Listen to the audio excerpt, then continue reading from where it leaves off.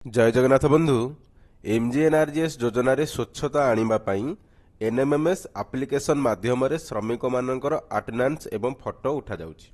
ତା ସହିତ ଭାରତ ସରକାରଙ୍କ ନିର୍ଦ୍ଦେଶ ଅନୁଯାୟୀ ଓଡ଼ିଶା ରାଜ୍ୟର କନ୍ଧମାଳ ଜିଲ୍ଲାକୁ NMMS ଆପ୍ଲିକେସନ୍ ମାଧ୍ୟମରେ ଶ୍ରମିକମାନଙ୍କର ଫେସ୍ ଅଥେଣ୍ଟିକେସନ୍ ଦ୍ୱାରା ହାଜିରା ବା ଆଟେଣ୍ଡାନ୍ସ ନେବା ପାଇଁ ପାଇଲଟ ଜିଲ୍ଲା ଭାବରେ ନିଆଯାଇଛି।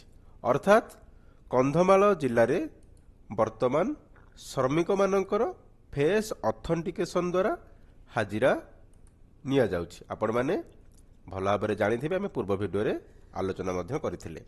ତା ସହିତ ବନ୍ଧୁ, ଯଦି ଆମେ ଓଡ଼ିଶାର ଅନ୍ୟ ଜିଲ୍ଲାମାନଙ୍କ କଥା ଦେଖିବା, ତେବେ ଫେବୃଆରୀ ଶେଷ ସୁଦ୍ଧା ଅର୍ଥାତ୍ ଏହି ମାସର ଶେଷ ସୁଦ୍ଧା କିମ୍ବା ମାର୍ଚ୍ଚ ମାସର ଆରମ୍ଭରୁ ଓଡ଼ିଶାର ସମସ୍ତ ଜିଲ୍ଲାର ସମସ୍ତ ଗ୍ରାମ ପଞ୍ଚାୟତରେ ଫେସ୍ ଅଥେଣ୍ଟିକେସନ୍ ଲାଗୁ ହୋଇଯିବ।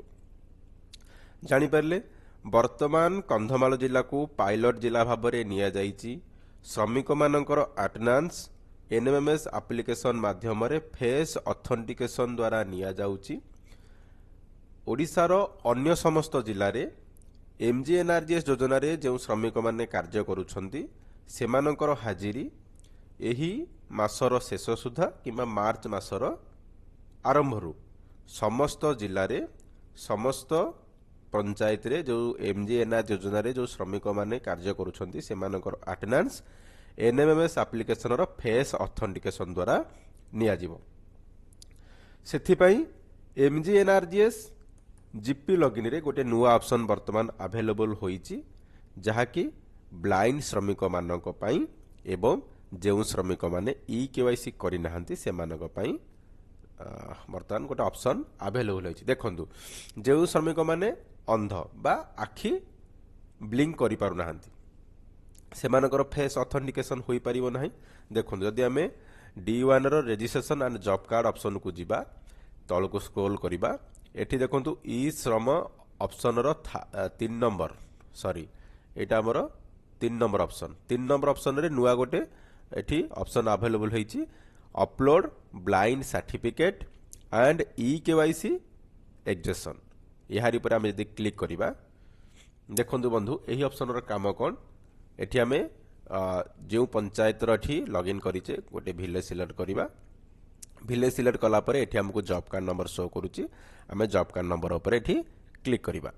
କ୍ଲିକ୍ କଲା ପରେ ଦେଖନ୍ତୁ, ଏଠି ଆମକୁ ଦେଖିବା ପାଇଁ ମିଳୁଛି name of applicant, applicant ID, gender, is deleted, certificate uploaded, is person visually impaired, upload blind certificate, mark person to accept EKYC, enter date of exemption, action status.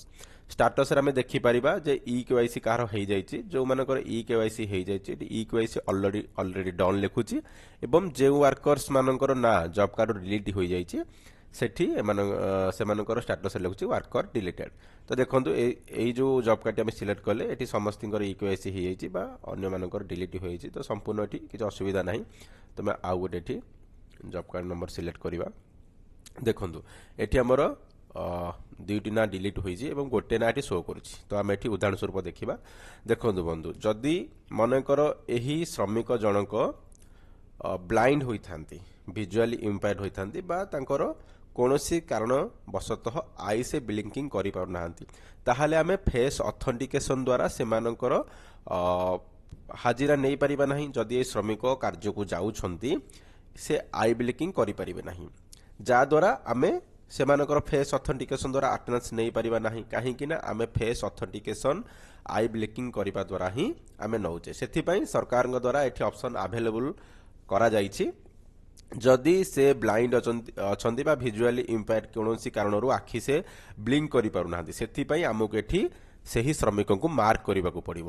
ଯଦି ଆମେ ଦେଖନ୍ତୁ, ଯଦି ଏହି ଶ୍ରମିକଙ୍କର ଆଖି ଖରାପ ଅଛି ବା ସେ କୌଣସି କାରଣ ଆଇ ବ୍ଲିଙ୍କ କରିପାରୁନାହାନ୍ତି, ଆମେ ଏଠି ୟେସ୍ ଅପସନ୍ରେ ଚୁଜ୍ କରିବା ଏବଂ ଅପଲୋଡ଼ ବ୍ଲାଇଣ୍ଡ ସାର୍ଟିଫିକେଟ୍। ସେଥିପାଇଁ ମଧ୍ୟ ଆମକୁ ସାର୍ଟିଫିକେଟ୍ ଡାଉନଲୋଡ୍ କରିବାକୁ ପଡ଼ିବ। ସେମିତି ନୁହଁ ଯେ ଆମେ କୌଣସି ଶ୍ରମିକଙ୍କୁ ଏଠି ବ୍ଲାଇଣ୍ଡ ବୋଲି ଘୋଷଣା କରିଦେବା।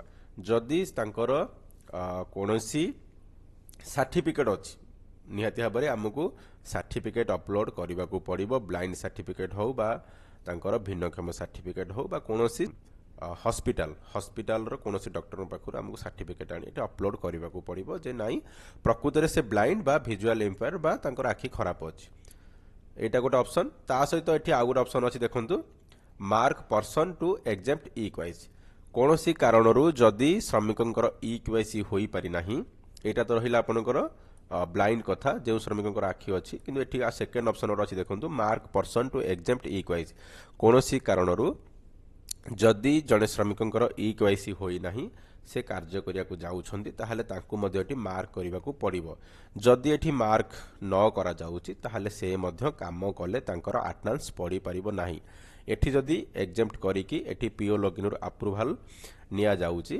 ताहाले से ई क्वाइसी करि परिबे तांकर अटेंडेंस पई मध्ये एग्जेम्प्ट होई परिबे तो निश्चित भाव में दुईटी ऑप्शन वर्तमान जीपी लॉगिन रे आसीची जे गोटे हला ब्लाइंड श्रमिक मानक पई आ गोटे हला ई केवाईसी जो श्रमिक माने करिनाहांती तांकु वर्तमान मार्क करिया पई दुईटी ऑप्शन अवेलेबल होईची एवं एही मास फेब्रुआरी मासर लास्ट सुधा किंबा मार्च मासर प्रथम सप्ताह रे होए तो ओडिशार समस्त ग्राम पंचायत रे फेस ऑथेंटिकेशन अटेंडेंस लागू होई जिवो एवं जदि आपण माने ई केवाईसी करनाहांती यथा शीघ्र निजर ई केवाईसी करे नियंतु नचेत आपणको एमजीएनआरजीएस काम करिवारे असुविधा होई पारे।